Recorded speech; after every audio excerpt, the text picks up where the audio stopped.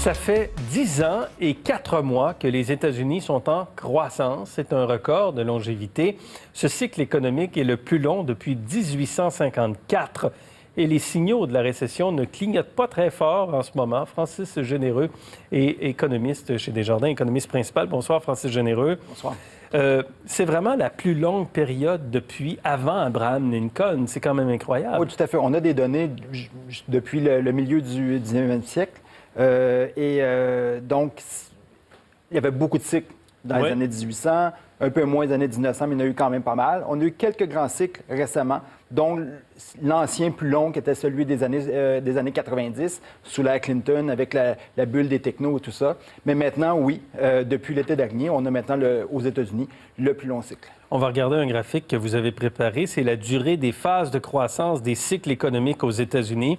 Le cycle actuel, en haut, 124 mois. De 91 à 2001, on avait eu 120 mois.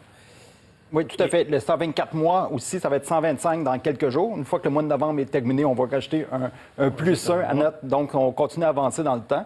Et ce qu'on voit, c'est vraiment des cycles, là, les cycles des années 60, les cycles des années 90. C'est sûr qu'on a beaucoup comparé les dernières années, mais et après, on a eu des cycles quand même plus courts là, au courant des années. C'est avant la crise, 2001 à 2007. Là, avant la crise, c'était 73 mois. Donc, il y avait une récession due à la chute de l'écrasement de la bulle des technos là, en 2000-2001.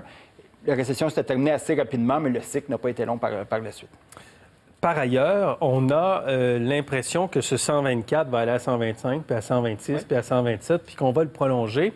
On va regarder d'autres graphiques que vous avez préparés sur la croissance des indicateurs économiques, croissance de l'emploi et du revenu réel également. Ce qu'on a fait dans notre étude, c'est vraiment répertorier plusieurs indicateurs. On a 18 indicateurs qu'on vérifie à chaque mois pour voir où sont les signes, où est-ce qu'on pourrait voir s'il y a une récession ou pas. Et quelques indicateurs comme ceux-ci, sont des indicateurs très importants que le NBER, qui est l'organisme qui officialise les récessions aux États-Unis, utilise. Et on voit que le marché de l'emploi, ça fait maintenant 10 ans qu'il n'y a pas eu de baisse de l'emploi, même une petite baisse mensuelle, on n'a pas eu dans le dernier cycle. Donc, 22 millions à peu près d'emplois créés depuis 2010. C'est quand même un bon cycle d'emploi. On l'a trouvé long, surtout à ses débuts, mais avec les dernières années, depuis maintenant plusieurs années, les croissances d'emplois sont quand même relativement bonnes. 2017, il y avait 146 millions d'emplois. 2018, 148. Et là, on est rendu à 152 en 2020. Vous voyez que la ligne de création d'emplois se poursuit. Oui.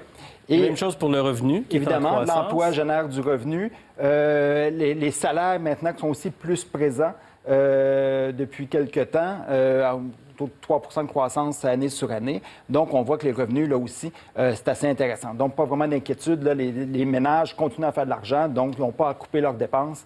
Et donc, ils se sentent assez confiants dans cette mesure-là. Deux autres indicateurs économiques que vous avez apportés sur l'industrie et sur les ventes également.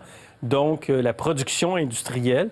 Là, par exemple, ça s'est calmé un peu. Oui, exactement. Si on passe rapidement aux ventes réelles, on voit que là aussi, ça va assez bien. Les gens ont des revenus, donc on peut y achèter. Donc, les ventes des entreprises vont assez bien. Le hic, et c'est là qu'on voit les problèmes présentement dans l'économie américaine, mais aussi dans l'économie mondiale, c'est que la production industrielle, elle tourne vraiment plus au ralenti. Et le grand coupable de cette situation-là, c'est la guerre commerciale. Grosso modo, la guerre commerciale qui fait ralentir le commerce mondial sur l'ensemble de la planète, mais les problèmes aussi directement avec les hausses des tarifs entre la Chine et les États-Unis amènent une production industrielle beaucoup plus faible. On l'a vu beaucoup dans l'équipement. Le secteur automobile qui va un petit peu moins bien aussi partout sur la planète. Mais on voit vraiment où est-ce qu'il y a une faiblesse présentement aux États-Unis. C'est vraiment dans le secteur manufacturier. Et on le voit dans d'autres indicateurs.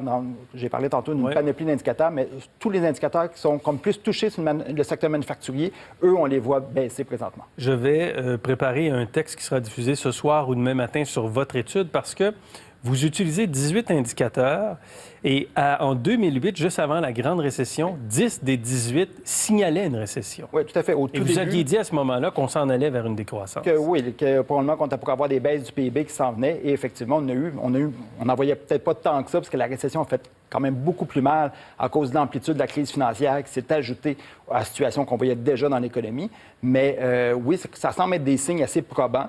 Pour le moment, tant mieux. Il n'y en a pas tant que ça. Là, vous en voyez 4 sur 18. 4 sur 18, donc ce n'est pas une situation très inquiétante encore. On va continuer de surveiller parce que, comme je dis, il y a des signes de faiblesse, notamment du secteur manufacturier. Mais tant que l'emploi est là, tant que les ménages demeurent confiants, on peut s'attendre à ce que le cycle se continue dans les prochains mois facilement. Et ça s'est calmé aussi. Il y a un nouvel indicateur que les économistes suivent, c'est-à-dire les recherches sur Google. Oui. J'ai un nouvel indicateur, peut-être ça fait plusieurs années, là, mais on regarde les recherches, puis on a vu qu'en août 2019, il y avait une forte recherche du mot récession. Oui, tout à fait. Ça venait un peu avec les marchés financiers. En même temps que les taux d'intérêt nous ont montré une inversion de la pente de courbe de rendement, qui est un des indicateurs, puis ça fait qu'il y a eu beaucoup plus d'inquiétude dans les gens qui regardent beaucoup plus près les marchés, mais aussi la bourse qui allait moins bien à cause d'une nouvelle phase de la guerre commerciale entre les États-Unis et la Chine. Donc, tout ça mis ensemble, on a commencé à s'inquiéter un petit peu plus de la récession. On l'a vu dans les recherches, on l'a vu dans d'autres éléments, mais on sentit une petite inquiétude de plus qui commence à s'assouplir. Donc,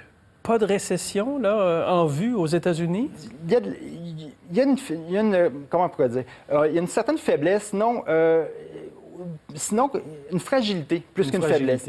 Et on sent qu'il y a une certaine fragilité. Certains secteurs, comme le manufacturier, est particulièrement fragile. Et ça prendrait, par contre, autre chose pour faire tomber l'économie en récession. Tant que le secteur des services, qui, lui, est assez fort, tant que les consommateurs sont assez confiants, on est, nous aussi, confiants de ne pas avoir de récession, mais un choc qui pourrait arriver, on ne sait de trop de où, une escalade de la crise de la guerre commerciale pourrait causer plus de problèmes. Francis Généreux, merci pour cette analyse. Merci.